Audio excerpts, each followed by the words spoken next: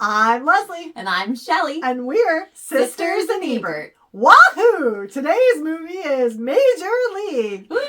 Baseball season is back. Spring training. Everybody's back.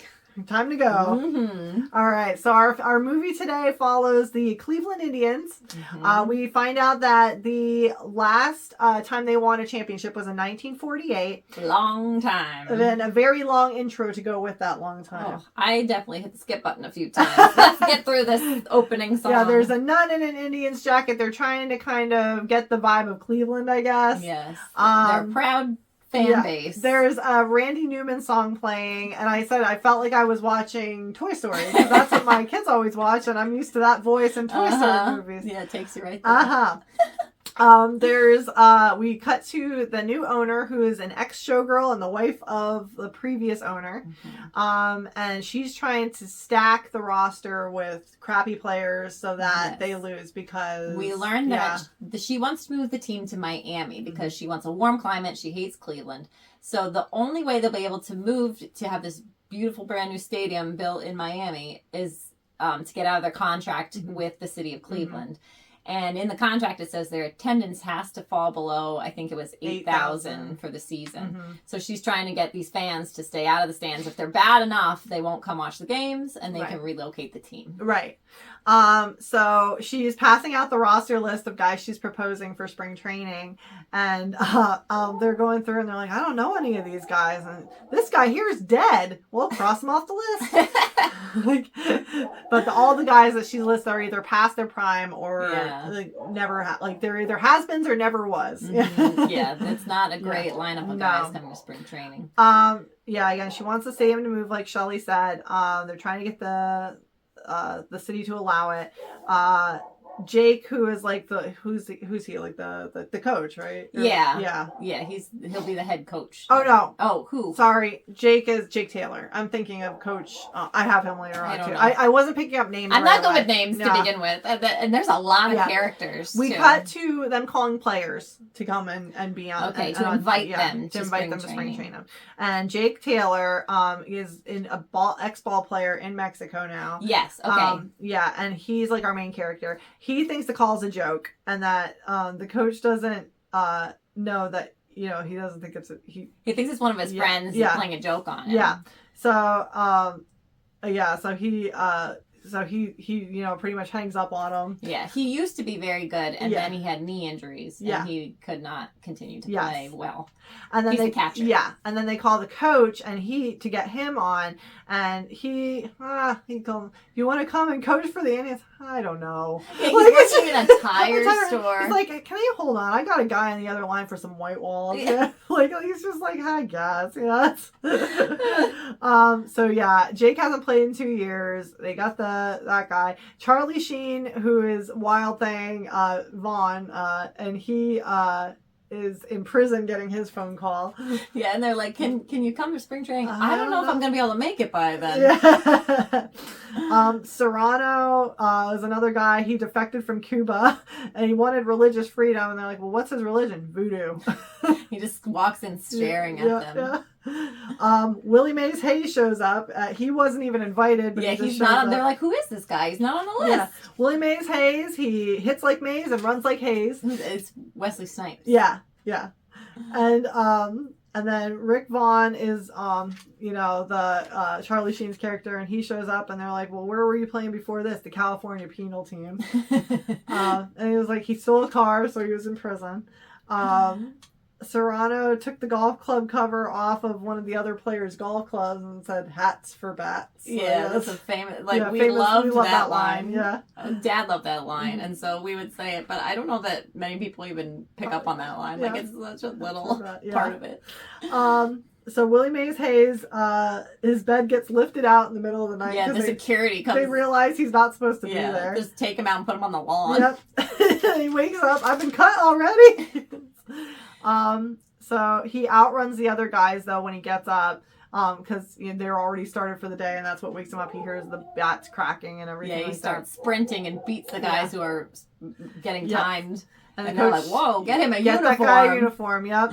And then Jake's got bad knees, so that's kind of set up with his plot line there because he's kind of at the end of his career. Willie Mays Hayes, he can't hit. Every time he hits one in the air, he owes the coach 20 push-ups. So at the first one out of the gate, he drops. Yeah, he's obviously doing immediately. He says it at the end too, like, "Oh my arms are like jello." Yeah.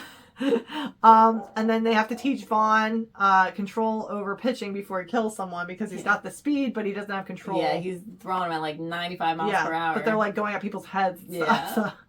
Dorn is one of the other older players that gets kind of called in, and he's not giving it his all. So every time he doesn't he purposely will let something go, so he doesn't like overexert himself. And every time he does that, he has to do sit-ups. He says this isn't in my contract, and so I don't have to do unnecessary exercise. Calisthenics. Yes. Yeah. And then the coach pees on the contract to show him what he thinks about that. I remember Dad laughing really hard. Yeah. Vaughn is worried about getting a red tag because if you get a red tag in your locker, that means you're cut. And they're like, don't worry, you're not going to get cut the first day. Joe Boo is in Serrano's locker, and he's his little god in there that is voodoo god. He's got like a top. Is it the cover for the golf club? I was trying to tell. It looked like because he's got like hair, and I was wondering if that was. That's just Joe Boo's hair. No, his golf club cover is for his bats. They're hats for bats. Okay. Keeps Bat warm and keeps Bat happy. Oh, time out. We didn't mention this is a summer movie. Oh, yes, it is. Sorry. Ding. Yep. So we have to. Sorry, we have to make sure we liked this one. Though. Yes, we enjoyed this one. Dad didn't throw in many comedies. Like it was a lot of. We had a lot of actiony, dramatic, dark. Yeah. So on a comedy day, we got excited. Yes. Yeah, we liked this. Yeah. So this one's a good one. I'm sorry, I forgot. No, that's all right. I forgot too. So Joe Boo, he's trying to make Joe Boo happy, Serrano, because bats are afraid of curveballs, so he can't hit the curveball. And then the other guy tells, I didn't catch his name right away, but he tells Serrano to accept Jesus Christ. And he's like, Jesus, I like him very much, but he no help here. Are you saying Jesus Christ can't hit a curveball? Yeah, they're about to fight about a curveball. Vaughn hits his head off of a batter dummy with his pitches. Yeah, he's like practicing. It's like one of these like wooden, like where he just destroying the place of the batter. Yeah. It's all kinds of dents and stuff in it. Serrano gets a giant snake to prevent red tag. It's like snake movies. Another one with snakes. Oh my gosh. I was like, are you kidding me? This one's supposed to be about baseball. And they sneak a python in here. But then he's like crossing the snake like you would like cross yourself if you're Catholic over this like locker so that to prevent getting a red tag. And then we go to Willie Mays Hayes and he's got like this little baby garter snake. Yes. It's just like dangling in his hand. Yeah. He's kind of afraid of it too. He doesn't want to touch it. But there's guys that are being cut and kept, and Vaughn is cut. Or so we think. Yeah, so he gets a red tag in his locker. So he goes in and reams out the coach. I'm gonna be something someday, and you're gonna see. Yeah. And he's doing this whole speech, yelling at him. And the coach is sitting there. Well, that's great, son. Except I didn't cut you. He's like, I think someone's having some fun with you. Yes. Yeah. And it turns out to be, I don't know the guy's name. He was the villain of the team. Oh, Dorn. Mm-hmm. He's just like stuck up and rich and snooty. And all he cares about is his financial portfolio. He doesn't really care about the game anymore. Yeah, he's just in it for the money. Yeah, he's in it for the contract. So no one knows any of these players when they announce the final roster. All the fans are like, I don't know who any of these guys are. So Vaughn and Jake and Willie Mays Hayes are in a fancy restaurant, I guess, to celebrate being kept. And Vaughn. Vaughn has a jacket because you have to wear a jacket and a tie, but it's like it's like a motorcycle vest. Yeah, it's like a vest, no sleeves, and a tie. Yeah. He's like, I feel like a banker in this. It's like the least bankery outfit you could ever. They see Jake's ex-girlfriend, Lynn, with her hair up and down always, I put. Because Dad pointed it out when we were kids. But the entire movie, it's never up nor down. It's like half up and half. But it's like one side, and then the other is pinned up. Goofy it's looking. An odd hairstyle, even for the time. Yeah, I agree. Because it wasn't even like a perm or anything. It was curly, but it wasn't full on perm. It wasn't like 80s. Yeah. It was weird. Yeah. I think they're trying to make her quirky, maybe. Yeah, I don't know. So Jake, makes a ploy. She's on a date there with somebody else. Yes. And so he pretends to call the restaurant and a phone call for her, and she's talking, and he won't leave without her number. So she gives him a phone number before going back to her table. Yep. And then we cut to Harris, who's the guy, I didn't catch his name right away, who said Jesus couldn't hit a curveball. Who said Jesus definitely couldn't hit a curveball. Harris is praying. Serrano keeps messing it up with his voodoo stuff that he keeps adding. He's trying to do a team prayer before they go out. It's their first game, right? Their first game. The stadium's nearly empty. And then the next game will have free admission to anyone who was actually alive the last time the Indians won a pennant. Willie Mays Hayes got his first hit though. He bought 100 gloves, one for every base he's gonna steal, but he gets out instead because he tries to steal he base. Immediately gets out because he tries to steal second when he's on first. Like he got a single and then he tries to steal second. So Vaughn goes up to pitch. He's a juvenile delinquent in the off season, and they nicknamed him Wild Thing by the drum crew. There's like this crew of people in the stands who are like always by it's the like Indian three TV. fans. Yeah, and they're like Wild Thing. So you don't watch Ted Lasso, but that has a lot of Ted Lasso season 1 vibes. Okay, you've got the owner of the team who's trying to make them fail. So you mean Ted Lasso has a lot of Major League vibes? That's what I mean. Yes. But you're right. You're absolutely right. What you're saying. And then like the fans, the diehards. There's like a crew of diehards in Ted Lasso too. Okay. So if you're a Ted Lasso fan, this has similar sort of qualities that you will enjoy. Gotcha. So Taylor's trying to crap talk the batters to make them screw up Jake, and he asks the batter, "How's your wife and my kids?" Vaughn sasses the ump and gets tossed out because he hits he hit a player. Yeah. And then Jake tries to call Lynn and he finds out she gave him a fake number. And but he tracks her down at the library where she works. She's no longer an athlete. Books are her life now. We're going for that nerd life here. I know. Like, I love trying to figure out what her job was now. Yeah, because she's not like maybe she's a librarian, but maybe I don't know. She's just kind of hovering around books a lot. Yeah, hanging out at the library doing research on things. Who knows? Well, I mean, at one point I think she was putting some books back. Maybe she is a librarian. Maybe. Okay. But we find out that Jake cheated on her in the past, and he asked her, "Wouldn't you rather have somebody in demand than like he's just making up like everybody like crappy, like such a sleaze." Yeah, he didn't. Yeah. I didn't care for his character. No. Like he was. I don't know. He was a good leader for the team, but he was also kind of a sleaze on the side. And like one of those athletes who like thinks he's the great, like he knows he's the greatest, so he's sleeping around. Yeah, exactly. So what happened? Okay. So he cheated on her the last time to defend her honor because the girl said she had a better body than Lynn did. And I had to. I was defending her honor. I just slugged him. The owner of Showgirl is upset. They are winning. She feels they're coddling the players too much. So they walk out to what they think is their plane and hear this little rickety plane, like puddle jumper plane. Yeah, pulls up with their Indians logo on it, and Serrano crosses himself on the plane, and then Harris says, "Oh, now you come around. He's not fooled." Talking about God, and he's like, there's no stewardesses, and Willie Mays asked, "Any pilots?" Yeah, I don't think there's any pilots. They land and they cut to the next scene. They're using duct tape to repair the plane propeller. Yeah, they're all like waiting to get on the plane then as they're repairing it. With duct tape. Yeah. Lynn's license plate, we got to her car and it says Reed on it. Did you notice that? No, I didn't. I did. It was a vanity plate that said Reed. And I'm like, they're really trying to sell this ex-athlete now, a scholar. Ugh. So Jake follows her home after reading the Moby Dick comic. Like, super creepy stalker things to do. Follows her to find out where she lives. Yeah, and then just walks into her apartment building. He goes to the apartment's elevator, but it opens up right to the apartment. It's not like a hallway. So usually you need some sort of like right. That's why I was like, to this. It's didn't make sense. No, it didn't add up. Although they were having a little dinner party. Yeah, so maybe they can open. Like leave. I don't know how things I'm like sure that there's worked, a way you could turn a key and make it, unlock. But yeah. So Lynn's attorney fiance tries to embarrass Jake at the cocktail party. Yeah, this is his apartment. It's his apartment, not Lynn's place. I don't know. The one lady at the cocktail party, they talked Jake into staying just so pretty much the guy can embarrass him.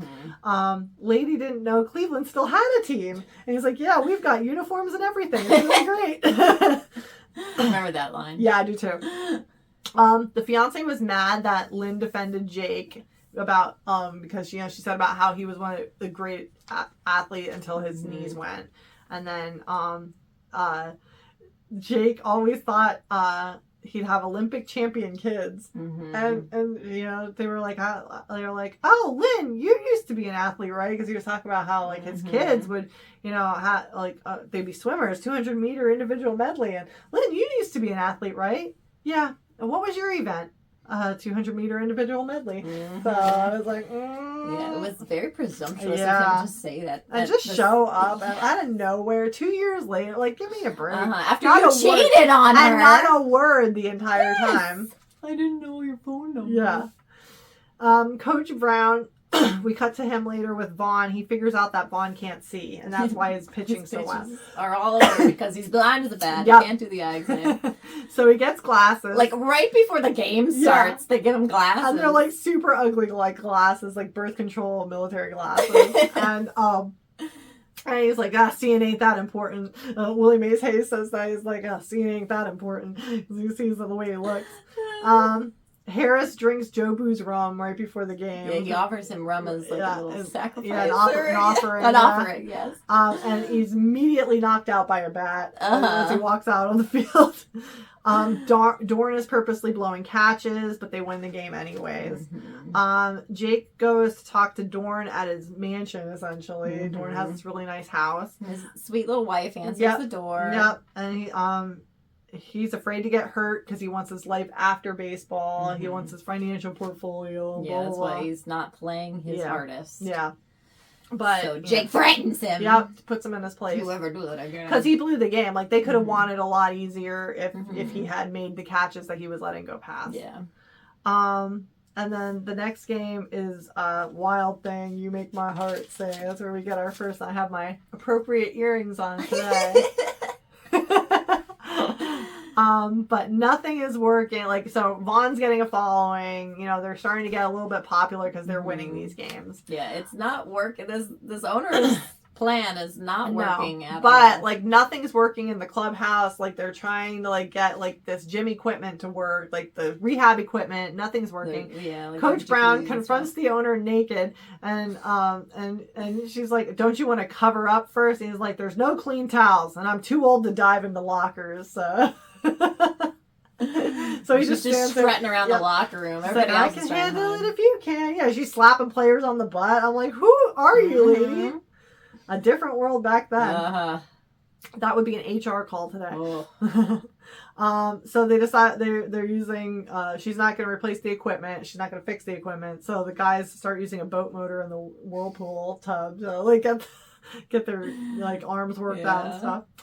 Jake sees Lynn at a game. Yeah. How you found her in the stands, I don't know. It's her half up, half down hair and that jean jacket she wears to every game because we will see her again. Spoiler alert. Spoiler alert. He follows her home in the Indian Golf Club cart. Yeah, just like leaves. Like the one that they would like drive onto the field. Yeah, like he follows her home in that. It's like a big baseball helmet, isn't it? Yeah, and again, like got into her place without a key. He just walks right in. Walks in. These people need to lock doors. Yeah.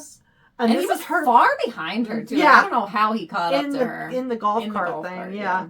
And, like, again, like, her place isn't, like, her fiance's place. Like, she doesn't have a private elevator, but it's, like, gated. And he still gets in. Yeah. So, So we find out that before, she had thrown Jake a surprise party, and Jake never came, but he was served a paternity suit at the party instead in front of all their. And he said, "Oh, it wasn't true." Yeah, well, but still, she knows he was with that girl. Yeah. He kisses Lynn, discussing her wedding. Yes. And she's just letting him. Yeah, like she's just making out with him, talking about her wedding. Yep. And then he uses his cleat to get her skirt off because her zipper was stuck. Yeah. So, yeah, they hook up. Yeah. It's just, ugh. They're both skeezy. They're both skeezy. I don't care for either of them. No, Let them have each other. Yeah. The owner takes away the crappy plane and replaces it with a bus. Yeah, now they're like a Greyhound. Yeah, essentially. The general manager tells Coach Baker about the owner's plan to sabotage the team then. So he lets him know why everything's, the way it is. Decides to try to win the whole thing instead. And they bring in a cardboard cutout of the owner with 32 pieces to pull off of her body, one for each win to victory. Her little outfit is in 36 different pieces. Willie Mays Hayes, because of him, he's collecting his gloves. He's nailing them all to his headboard. Yep, he's stealing bases. Yep.